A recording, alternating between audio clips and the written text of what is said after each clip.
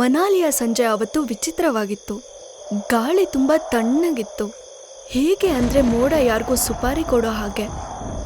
ಮೋಡ ನಿಧಾನವಾಗಿ ಕಪ್ಪಾಗಿ ಅಲ್ಲಿಂದ ಸಾಗ್ತಾ ಇದ್ವು.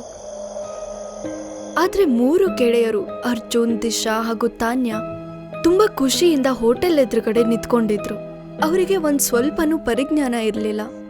ಈ ಗಾಢವಾದ ರಾತ್ರಿ ಅವರ ಜೀವನದ ದಿಕ್ಕನ್ನು ಬದಲಾಯಿಸ್ತಾ ಇತ್ತು.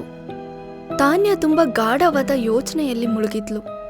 ಅವಳ ಕಣ್ಣಲ್ಲಿ ವಿಚಿತ್ರವಾದ ಆಕರ್ಷಣೆ ಮೂಡ್ತಾ ಇತ್ತು. ಅವಳನ್ನ ಯಾರು ಕಾಡಿನಲ್ಲಿ ಕರೆಯೋ ತರ. ಏನಾಯ್ತು ತಾನ್ಯಾ? ನೀನೇನಾದ್ರೂ ಯೋಚನೆ ಮಾಡ್ತೀಯಾ ಅಂದ್ರೆ ನಮ್ಗಂತೂ ತುಂಬಾ ತೊಂದರೆನೇ ಆಗತ್ತೆ. ತಾನ್ಯಾ ಸಣ್ಣದಾಗಿ ನಗ್ತಾಳೆ. ಮನಾಲಿಗ್ ಬಂದಿದ್ದೀವಿ, ಹಿಡಿಂಬ ದೇವಿ ದೇವಸ್ಥಾನಕ್ ಹೋಗ್ಲಿಲ್ಲ ಅಂದ್ರೆ ನಾವಿಲ್ಲಿಗ್ ಬಂದಿದ್ದೇ ವೇಸ್ಟ್ ಆಗತ್ತೆ. ದಿಶಾಗೆ ತುಂಬಾ ಭಯ ಆಗತ್ತೆ. ಏನ್ ಹೇಳ್ತಿದ್ಯಾ ನೀನು? ತಾನ್ಯಾ ನಗ್ತಾಳೆ ಒಂದು ವಿಚಿತ್ರವಾದ ನೋಟದಿಂದ. ನಿನಗ್ ಗೊತ್ತಿದೆ ನನಗೆ ಅಡ್ವೆಂಚರ್ ಜಾಗಕ್ಕೆ ಹೋಗೋಕೆ ಎಷ್ಟು ಇಷ್ಟ ಇದೆ ಅಂತ. ಮತ್ತೆ ನಾವು ಬೆಳಗ್ಗೆನೆ ಕಾಡಿನ ಒಳಗಡೆ ಹೋಗೋಣ. ಅವಳ ಧ್ವನಿಯಲ್ಲಿ ವಿಚಿತ್ರವಾದ ಸ್ವರ ಇರುತ್ತೆ. ಈ ಯೋಜನೆಯನ್ನ ಅವಳು ಮಾಡ್ತಾ ಇರಲ್ಲ, ಯಾರೋ ಅವಳಿಂದ ಮಾಡಿಸ್ತಾ ಇರ್ತಾರೆ. ಮರುದಿನ ಬೆಳಗ್ಗೆ ಅವರು 3 ಜನ ಕಾಡಿನ ಒಳಗಡೆ ಹೋಗ್ತಾರೆ. ಅಲ್ಲಿನ ಮರಗಳು ಎಷ್ಟು ಎತ್ತರವಾಗಿತ್ತು ಅಂದ್ರೆ ಸೂರ್ಯನ ಕಿರಣಗಳು ಕಷ್ಟಪಟ್ಟು ಕೆಳಗಡೆ ಬರ್ತಾ ಇದ್ವು. ಗಾಳಿಯಲ್ಲಿ ವಿಚಿತ್ರವಾದ ವಾಸನೆ ಬರ್ತಾ ಇತ್ತು. ಆ ಜಾಗದಲ್ಲಿ ಮನುಷ್ಯರ ಸುಳಿವೇ ಇರ್ಲಿಲ್ಲ. ಅರ್ಜುನ್, ದಿಶಾ ಮತ್ತೆ ತಾನ್ಯಾ ದೇವಸ್ಥಾನದ ಹತ್ರ ಬರ್ತಾರೆ. ದೇವಸ್ಥಾನದ ಹಳೆಯ ಕಟ್ಟಿಗೆ, ಕಪ್ಪು ಬಣ್ಣದ ಮೂರ್ತಿ, ಅಲ್ಲಿ ಯಾವ ರೀತಿ ವಾತಾವರಣ ಇತ್ತು ಅಂದ್ರೆ ಅದನ್ನ ನೋಡಿ ಯಾರೇ ಆದ್ರೂ ಶ್ರದ್ಧೆಯಿಂದ ಕೈ ಮುಗಿತಾ ಇದ್ರು. ಆದ್ರೆ ತಾನ್ಯಾ ನಗ್ತಾ ಇದ್ಲು. ಇಷ್ಟು ಹಳೆ ಮೂರ್ತಿನ ದೇವ್ರು ಅಂತ ಪೂಜೆ ಮಾಡ್ತಾರಲ್ವಾ ಇವರು? ಸೀರಿಯಸ್ಲಿ? ಅವಳ ಧ್ವನಿ ಬಿಲ್ಲಿನ ಹಾಗೆ ವೇಗವಾಗಿ ಮರದ ಬಳಿ ಹೋಗ್ತಿತ್ತು. ಕಾಡು ಇದ್ದಕ್ಕಿದ್ದ ಹಾಗೆ ಶಾಂತವಾಯಿತು. ತುಂಬಾ ಶಾಂತವಾಗಿತ್ತು. ಅರ್ಜುನ್ ಮತ್ತೆ ದಿಶಾಗೆ ಆ ಶಾಂತವನ್ನ ನೋಡಿ ಭಯವಾಗುತ್ತೆ. ಆಗ ದೇವಸ್ಥಾನದ ಮೆಟ್ಟಿಲಿನಿಂದ ಒಬ್ಬ ವಯಸ್ಸಾದ ಹೆಂಗಸು ಬರ್ತಾಳೆ.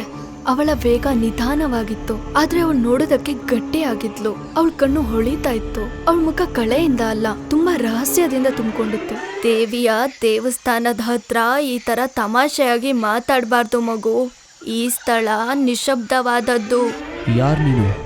ನನ್ನ ಹೆಸರು ದೇವಕಿ. ತಾನ್ಯಾ ನಗ್ತಾ ಹೇಳ್ತಾಳೆ. ಆಂಟಿ, ನಾನ್ ತಮಾಷೆ ಮಾಡ್ತಾ ಇದ್ದೆ, ನಮಗ್ ಹೆದರ್ಸೋ ಅವಶ್ಯಕತೆ ಇಲ್ಲ. ದೇವಕಿ ಮುಂದೆ ಬರ್ತಾಳೆ. ಅವಳ ಪಾದದ ಶಬ್ದ ನೆಲದಲ್ಲ, ಗಾಳಿಯಲ್ಲಿ ಕೇಳಿಸ್ತಾ ಇದ್ವು. ಹಿಡಿಂಬ ಅವಳು ಬರೀ ರಾಕ್ಷಸಿಯಾಗಿರ್ಲಿಲ್ಲ, ಅವಳು ವನದ ರಕ್ಷಕಿಯಾಗಿದ್ಲು. ಅವಳು ವರ್ಷಗಟ್ಲೆ ತಪಸ್ ಮಾಡಿದ್ಲು. ಅವಳ ತಪಸ್ಸು ಈ ಕಾಡಿನಲ್ಲಿ ಇನ್ನೂ ಜೀವಂತವಾಗಿದೆ. ರಾತ್ರಿ 3 ಗಂಟೆಗೆ ದೇವಿ ಮಂದಿರದಿಂದ ಹೊರಟು ಯಾವ ಜಾಗಕ್ಕೆ ಹೊರಡುತ್ತೆ ಅಂದ್ರೆ ಅವಳು ತಪಸ್ಸು ಮಾಡಿರೋ ಜಾಗಕ್ಕೆ ಹೊರಡುತ್ತೆ. ವನ ಅವರ ಅಪಮಾನವನ್ನು ಸಹಿಸೋದಿಲ್ಲ. ನೀವು ನಕ್ಕರೆ, ಅವಮಾನ ಮಾಡಿದ್ರೆ, ಇಲ್ಲ ತಲಹರಟೆ ಮಾಡಿದ್ರೆ ಕಾಡು ಅವರನ್ನ ಸೆಳ್ಕೊಬಿಡತ್ತೆ. ತುಂಬಾ ಹುಷಾರಾಗಿರಿ. ದೇವಕಿ ತಾನ್ಯಾ ಕಣ್ಣನ್ನ ನೋಡಿ ಈ ರೀತಿ ಹೇಳ್ತಾಳೆ.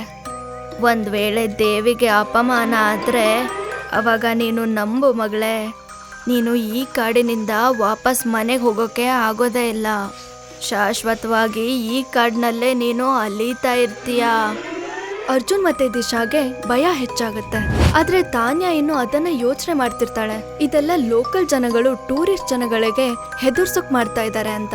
ಓ ಪ್ಲೀಸ್, ನಮ್ಗೆ ಈ ತರ ಹೆದರ್ಸಕ್ ಬರ್ಬೇಡಿ. ನಾವು ಟೂರಿಸ್ಟ್ಗಳು, ದೆವ್ವಗಳಲ್ಲ. 3 ಜನನು ಹೊರಟೋಗಿ, ಇವಾಗ್ಲೂ ಸಮಯ ಇದೆ. ದೇವಿ ಎಲ್ಲನೂ ನೋಡ್ತಾ ಇದ್ದಾಳೆ. ಆದ್ರೆ 3 ಜನ ಗೆಳೆಯರು ಅದನ್ನ ನಂಬೋದೇ ಇಲ್ಲ.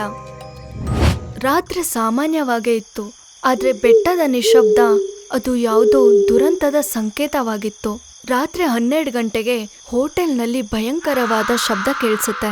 ಅರ್ಜುನ್ ಮತ್ತೆ ದಿಶಾ ಓಡ್ಕೊಂಡು ತಾನ್ಯಾ ರೂಮ್ ಕಡೆ ಹೋಗ್ತಾರೆ. ಅವರು ಬಾಗ್ಲು ತೆಗಿತಾ ಇರೋ ಹಾಗೆ ನಿಂತ್ಕೊಂತಾರೆ. ತಾನ್ಯಾ ಮಂಚದ ಮೇಲೆ ನಿಂತ್ಕೊಂಡಿದ್ಲು. ಅವಳ ಮುಖ ನೀಲಿ, ಕಣ್ಣು ಕಪ್ಪು. ಅವಳ ಕೂದಲು ಹೇಗೆ ಹಾರಾಡ್ತಿತ್ತು ಅಂದ್ರೆ ಯಾವುದೋ ಶಕ್ತಿ ಅವಳನ್ನ ಆವರಿಸಿರೋ ಹಾಗೆ. ಅವಳ ಮೂಳೆಗಳು ಒಂದೊಂದಾಗಿ ಮುರಿಯೋಕ್ ಶುರು ಮಾಡಿದ್ವು. ಯಾವುದೋ ಮರದ ಕೊಂಬೆಗಳು ಮುರಿಯೋ ಹಾಗೆ ಶಬ್ದಗಳು ಬರ್ತಿತ್ತು. ಆವಾಗ ಅವಳು ಯಾವುದೋ ವಿಚಿತ್ರವಾದ ಭಯಂಕರವಾದ ಶಬ್ದದಿಂದ ಹೇಳೋಕ್ ಶುರು ಮಾಡಿದ್ಲು. ನೀವು ವನದೇವಿಗೆ ಅವಮಾನ ಮಾಡಿದೀರಾ. ಅದೇ ಸಮಯದಲ್ಲಿ ಹೋಟೆಲ್ನ ಗಾಜುಗಳು ಅದಾಗದೆ ಒಡೆದು ಹೋಗುತ್ತೆ. ತಾನ್ಯಾ ಕಿಟಕಿಯಿಂದ ಹಾರಿ ಅಲ್ಲಿಂದ ಓಡ್ ಹೋಗ್ತಾಳೆ. ಮತ್ತೆ ಅರ್ಜುನ್ ಮತ್ತೆ ದಿಶಾ ಅವ್ರ ಹಿಂದೆನೆ ಓಡ್ತಾರೆ. ಆದ್ರೆ ಹೊರಗಡೆಯ ಕಾಡು ಅವರನ್ನ ಗುರ್ತಿ ಹಿಡಿಯಲಿಲ್ಲ. ಗಾಳಿ ತೋಳದ ಹಾಗೆ ಕಿರುಚ್ತಾ ಇದ್ವು, ಮರದ ಶಾಖ ದಾರಿಯನ್ನ ಬಂಧಿಸ್ತಾ ಇದ್ವು, ಭೂಮಿಯ ವಾಸನೆ ಬದಲಾಗಿತ್ತು. ನೀವು ತಿಳ್ಕೊಳ್ಳಿ, ಕಾಡು ಜೀವಂತವಾಗಿತ್ತು ಅಂತ. ತಾನಿಯ ಓಡ್ತಾ ಓಡ್ತಾ ಹಿಡಿಂಬಾ ದೇವಿಯ ಮಂದಿರ ಹತ್ರ ಬಂದೇ ಬಿಡ್ತಾಳೆ. ಮಂದಿರದ ಹಳೆಯ ಬಾಗಿಲು ತನ್ನಿಂತಾನೆ ಓಪನ್ ಆಗುತ್ತೆ. ಒಳಗಡೆ ತುಂಬಾ ಕತ್ಲಿತ್ತು, ಆದ್ರೆ ಆ ಕತ್ಲು ಸಾಧಾರಣವಾಗಿರ್ಲಿಲ್ಲ. ಅದು ಯಾವುದೋ ಒಂದು ಶಕ್ತಿಯ ಮನೆಯಾಗಿತ್ತು. ತಾನಿಯ ಒಳಗ್ ಹೋಗ್ತಿರೋ ಹಾಗೆ ಮಾಯ ಆಗ್ಬಿಟ್ಲು. ಅಂದ್ರೆ ಮಂದಿರದ ಗಾಳಿ ಅವಳನ್ನ ನುಂಗ್ಕೊಂಡ್ ಹಾಗೆ. ವಿಚಿತ್ರವಾದ ಗಾಳಿ ಹಳೆಯ ಕಟ್ಟಿಗೆ. ಹಾಗೆ ಮಂದಿರ ನಿಧಾನವಾಗಿ ಜೀವಗೊಳ್ತಾ ಇತ್ತು. ಅರ್ಜುನ್ ಮತ್ತೆ ದಿಶಾ ಮಂದಿರದ ಒಳಗಡೆ ಬಂದ್ರು. ಮಂದಿರದ ಆವರಣ ಬೇರೆ ತರನೇ ಕಾಣಿಸ್ತಾ ಇತ್ತು. ದೇವಸ್ಥಾನದ ಹಳೆಯ ಹಂಚಿನ ಕಟ್ಟಿಗೆ, ಅದರಿಂದ ಹರಿಯುತ್ತಿದ್ದ ಮಳೆಯ ನೀರು ಮತ್ತೆ 4 ದಿಕ್ಕಿನಲ್ಲೂ ಕತ್ತಲೆ ಆವರಿಸಿತ್ತು. ಹೇಗೆ ದೇವಿಯ ತಪಸ್ಸು ಇನ್ನು ಜೀವಂತವಾಗಿರೋ ಹಾಗೆ. ಅರ್ಜುನ್ ಮತ್ತೆ ದಿಶಾ ಒಳಗ್ ಬರ್ತಾ ಇರೋ ಹಾಗೆ ಅರ್ಥ ಆಗಿತ್ತು. ಈ ದೇವಸ್ಥಾನ ಈಶ್ವರದ ಸ್ಥಾನವಾಗಿರ್ಲಿಲ್ಲ, ಒಂದು ಆತ್ಮದ ಮನೆಯಾಗಿತ್ತು. ಕತ್ತಲು ಅಲ್ಲಿ ನಿಧಾನವಾಗಿ ಉಸಿರಾಡ್ತಾ ಇತ್ತು. ದಿಶಾ ನಡುಕ್ತಾ ಕೂಗೋಕ್ ಶುರು ಮಾಡ್ತಾಳೆ. ತಾನ್ಯಾ, ನೀನ್ ಎಲ್ಲಿದ್ಯಾ? ನೋಡು, ನಮಗೆ ಹೆದರ್ಸ್ಬೇಡ. ಅರ್ಜುನ್ ಕೂಡ ಕೂಗ್ತಾನೆ. ಅವರ ಸದ್ದು ಗೋಡೆಗೆ ಹೊಡೆದು ವಾಪಸ್ ಬರ್ತಿರತ್ತೆ. ಆದ್ರೆ ತಾನ್ಯಾ ಕಡೆಯಿಂದ ಯಾವ ಉತ್ತರನೂ ಬರೋದಿಲ್ಲ. ಆದ್ರೆ ಮಂದಿರದ ಹತ್ರ ಇರುವ ಗಾಳಿ ಅವರ ಮಾತುಗಳನ್ನ ಕೇಳಿಸ್ಕೊಂತಾ ಇತ್ತು. ಅಂದ್ಕೊಳ್ಳಿ, ಗಾಳಿಗೆ ಜೀವ ಇದೆ ಅಂತ. ಅವಾಗ ಅವರಿಬ್ಬರ ಗಮನ ಮಂದಿರದ ಮಧ್ಯದಲ್ಲಿ ಹೋಗತ್ತೆ. ಅಲ್ಲಿ ತಾನ್ಯಾ ನಿಂತ್ಕೊಂಡಿದ್ಲು. ಅವಳ ಪೂರ್ತಿ ಶರೀರ ವಿಕಾರವಾಗಿತ್ತು. ಅವಳ ಮುಖ ಮನುಷ್ಯರಾಗಿರ್ಲಿಲ್ಲ. ಅವಳ ಕಣ್ಣು ತುಂಬಾ ಕೆಂಪಗಿತ್ತು. ಅವಳು ಉಸಿರಾಡ್ತಾ ಇರ್ಲಿಲ್ಲ. ಅವಳ ಮುಖ ತುಂಬಾ ವಿಕಾರವಾಗಿತ್ತು. ಮಾಂಸ ಕೊಳೆಯೋಕ್ ಶುರು ಆಗಿತ್ತು. ಕೆನ್ನೆಗಳೆಲ್ಲ ಒಳಗ್ ಹೋಗ್ತಾ ಇತ್ತು. ಮತ್ತೆ ಅವಳ ಕತ್ತು ಒಂದ್ ರೀತಿ ವಕ್ರವಾಗಿತ್ತು. ಮತ್ತೆ ಅವಳು ಕೂಗ್ತಾ ಹೇಳ್ತಾಳೆ, ನಾನ್ ಹೇಳಿದ್ದೆ ಈ ಜಾಗ ನಿಶಬ್ದವಾದದ್ದು ಅಂತ. ಅವಳ ಧ್ವನಿ ಹೇಗಿತ್ತು ಅಂದ್ರೆ ಯಾರು ಕಬ್ಬಿಣಕ್ಕೆ ಕಲ್ಲು ಹೊಡೆದಾಗಿತ್ತು. ಕರ್ಕಶವಾಗಿ ಮತ್ತು ದುಃಖಭರಿತವಾಗಿತ್ತು. ಇದ್ದಕ್ಕಿದ್ದ ಹಾಗೆ ದಿಶಾ ಕಡೆ ತಾನ್ಯಾ ಬರ್ತಾಳೆ. ದಿಶಾ ತಾನ್ಯಾಳ ವಿಚಿತ್ರವಾದ ಮುಖ ನೋಡಿ ಶಾಕ್ ಆಗ್ತಾಳೆ. ಭಯಾನಕವಾಗಿದ್ದ ತಾನ್ಯಾ ದಿಶಾಳ ಕುತ್ತಿಗೆ ಹಿಡ್ಕೊಂಡು ಮೇಲಕ್ಕೆತ್ತಾಳೆ. ಹಾಗೆ ಅವಳ ಮೂಳೆಯನ್ನು ಮುರಿದು ಹಾಕ್ತಾಳೆ. ದಿಶಾಳ ಧ್ವನಿ ಗಾಳಿಯಲ್ಲಿ ಕೇಳಿಸೋದಕ್ಕೆ ಶುರುವಾಗುತ್ತೆ. ತಾನ್ಯಾ ಅವಳನ್ನು ಗಾಳಿಯಲ್ಲಿ ಬಿಸಾಕ್ತಾಳೆ. ದಿಶಾ ಕಲ್ಲಿನ ಮೇಲೆ ದಡಾರ ಅಂತ ಬಿದ್ದೋಗ್ತಾಳೆ. ಮತ್ತೆ ಅವಳು ಅಲ್ಲೇ ಸತ್ತೋಗ್ತಾಳೆ. ಅರ್ಜುನ್ ಇದನ್ನೆಲ್ಲ ನೋಡಿ ಭಯ ಬೀಳ್ತಾನೆ. ನನ್ನನ್ನು ಬಿಟ್ಬಿಡು, ನಿನಗೇನಾಗಿದೆ ತಾನ್ಯಾ? ಆದ್ರೆ ಅವಳೀಗ ತಾನ್ಯಾ ಆಗಿರ್ಲಿಲ್ಲ. ಅವಳು ಕಾಡಿನ ಕೋಪವಾಗಿದ್ಲು. ಅವಳು ವನದೇವಿಯ ರೂಪವಾಗಿದ್ಲು. ಇದ್ದಕ್ಕಿದ್ದ ಹಾಗೆ ತಾನ್ಯಾ ತನ್ನ ತಲೆಯನ್ನು ಕಂಬಕ್ಕೆ ಹೊಡ್ಕೋತಾಳೆ. ಒಂದು ದೊಡ್ಡ ಶಬ್ದದಿಂದ ಅವಳ ತಲೆ ಬುರುಡೆ ಒಡೆದು ಹೋಗುತ್ತೆ. ಒಂದು ಭಯಾನಕವಾದ ಕೂಗು ಮಂದಿರದ ಮೌನವನ್ನು ಆವರಿಸಿಕೊಳ್ಳುತ್ತದೆ. ಸ್ವಲ್ಪ ಹೊತ್ತಿನ ನಂತರ ಅವಳ ಮುಖ ನಾರ್ಮಲ್ ಆಗುತ್ತೆ. ಮತ್ತೆ ಅವಳ ಶರೀರ ಬಿದ್ದೋಗುತ್ತೆ. ಅನ್ಕೊಳ್ಳಿ, ಒಂದು ಅದೃಶ್ಯವಾದ ಶಕ್ತಿ ಅವಳು ಮಾಡಿರುವ ಅಪರಾಧದ ಶಿಕ್ಷೆ ತನ್ನ ಕೈಯಾರೆ ಅನುಭವಿಸೋ ಹಾಗೆ ಮಾಡ್ತು ಅಂತ. ಅಲ್ಲಿ ಬರೀ ಅರ್ಜುನ್ ಮಾತ್ರ ಉಳ್ಕೊಂಡಿದ್ದ. ಅಚಾನಕವಾಗಿ ಅವನ ಹಿಂದೆ ಒಂದು ಶಬ್ದ ಕೇಳಿಸುತ್ತೆ, ಭಾರವಾಗಿ. ಅರ್ಜುನ್ ತಿರುಗ್ ನೋಡ್ದ. ಅದೇ ವಯಸ್ಸಾದ ಹೆಂಗ್ಸು ದೇವಕಿ ಮಂದಿರದ ಹತ್ತಿರ ನಿಂತಿದ್ಲು. ಆದ್ರೆ ಅವಳ ಮುಖ ಇವಾಗ ಮನುಷ್ಯನ ರೀತಿ ಇರ್ಲಿಲ್ಲ. ಅವಳ ಕಣ್ಣು ಕೋಗಿಲೆ ತರ ಕಪ್ಪಾಗಿತ್ತು. ಅವಳ ತ್ವಚೆ ಒಣಗಿ ವಿಕಾರವಾಗಿತ್ತು. ಅವಳ ಶರೀರದಿಂದ ಮಣ್ಣು ಮತ್ತೆ ಒಣ ಮರದ ವಾಸನೆ ಬರ್ತಾ ಇತ್ತು. ಅಂದ್ರೆ ಅವಳು ಭೂಮಿಯಿಂದ ಬಂದಿರೋ ಹಾಗೆ. ಅರ್ಜುನ್ ನಡುಕ್ತಾ ಹೇಳ್ತಾನೆ, ಅಷ್ಟಕ್ಕೂ ನೀನ್ ಯಾರು? ನೀನು ಹೇಳು. ದೇವಕಿಯ ಧ್ವನಿ ಭಾರವಾಗಿತ್ತು. ಇವಾಗ ಹೇಳ್ತೀನಿ ನಾನು ಯಾರು ಅಂತ. ನಾನು ಹಿಡಿಂಬಾಳ ತಪಸ್ಸಿನ ಜಾಗದ ರಕ್ಷಕಿಯ ಆತ್ಮ. ನಾನು 17,000 ವರ್ಷದಿಂದ ಈ ಕಾಡಿನ ಚೌಕಿದಾರಳು. ಹಿಡಿಂಬಾ ದೇವಿ ತಪಸ್ಸಿನ ನಂತರ ತನ್ನ ವನದ ರಕ್ಷಣೆಗೋಸ್ಕರ ನನಗೆ ವರದಾನ ಕೊಟ್ಟಿದ್ದಾರೆ. ನನ್ನ ಕಾಡಿಗೆ ಬರೋರು ಯಾರಾದ್ರೂ ಅಪದಾನ ಮಾಡಿದ್ರೆ ಇಲ್ಲಿಂದ ಬದುಕಿ ವಾಪಸ್ ಹೋಗಲ್ಲ.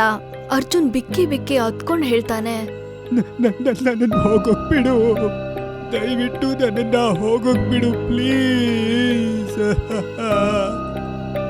ದೇವಕ್ಕೆ ಅವನ ಕಣ್ಣಲ್ಲಿ ಕಣ್ಣಿಟ್ಟು ಹೇಳ್ತಾಳೆ, ನಿನಗೆ ಭಯ ಆಗ್ತಿಲ್ವಾ? ತಾನೇ ತಮಾಷೆ ಮಾಡ್ತಿರುವಾಗ ಹೇಳೋ.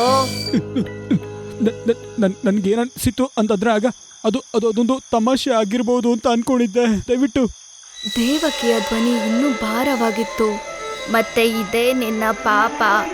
ನೀನು ಅಪಮಾನವನ್ನು ನೋಡಿ ಕೂಡ ಸುಮ್ಮನೆ ಇದೆಯಲ್ಲ, ಅವರಿಗೂ ಕೂಡ ಇದೇ ಶಿಕ್ಷೆನೇ ಆಗುತ್ತೆ.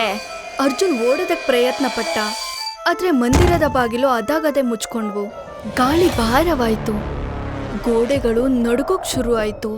ಮತ್ತೆ ದೇವಕಿಯ ಕಣ್ಣು ಇದ್ದಕ್ಕಿದ್ದ ಹಾಗೆ ಕೆಂಪಾಗೋಕ್ ಶುರು ಆಯ್ತು. ಇವಾಗ ನೀನು ಕೂಡ ಇಲ್ಲೇ ಇರ್ತೀಯ, ಶಾಶ್ವತವಾಗಿ ಕಾಡಿನ ಛಾಯೆಯಾಗಿ. ಏನಂತೀಯ? ಮರುಕ್ಷಣ ಅರ್ಜುನ್ನ ಧ್ವನಿ ಕಾಡನ್ನ ಆವರಿಸಿತ್ತು. ಆ ಕೂಗನ್ನ ಬೆಟ್ಟ ಹೀರ್ಕೊಂಡ ಹಾಗೆ, ಮತ್ತೆ ಮರಗಳು ಹೀರ್ಕೊಂಡ ಹಾಗೆ, ಮತ್ತೆ ಅವನ ಕೂಗು ಆ ಕಾಡಿನಲ್ಲೇ ಮುಚ್ಚಿ ಹೋಯ್ತು. ಮರುದಿನ ಬೆಳಗ್ಗೆ ಮನಾಲಿ ಪೊಲೀಸ್ ಹೋಟೆಲ್ ಕಡೆ ಬರ್ತಾರೆ. ಆಮೇಲೆ ಕಾಡು ಮತ್ತೆ ದೇವಸ್ಥಾನ ಎಷ್ಟು ಗಂಟೆಗಟ್ಟಲೆ ಹುಡುಕ್ತಾರೆ. ದೇವಸ್ಥಾನದ ಮೂಲೆ ಮೂಲೆ ಕಡೆ ಹುಡುಕ್ತಾರೆ, ಮತ್ತೆ ಎಲ್ಲಾ ಕಡೆ ಹುಡುಕ್ತಾರೆ. ಆದ್ರೆ ಅಲ್ಲಿ ತಾನ್ಯ ಸಿಗ್ಲಿಲ್ಲ, ಮತ್ತೆ ದಿಶಾ ಕೂಡ, ಹಾಗೆ ಅರ್ಜುನ್. ಆ 3 ಜನರ ಯಾವುದೇ ಸುಳಿವು ಕೂಡ ಅಲ್ಲಿ ಸಿಗ್ಲಿಲ್ಲ. ಆ ಕಾಡು ಅವರನ್ನ ಶಾಶ್ವತವಾಗಿ ನುಂಗ್ಕೊಂಡ್ಬಿಡ್ತು.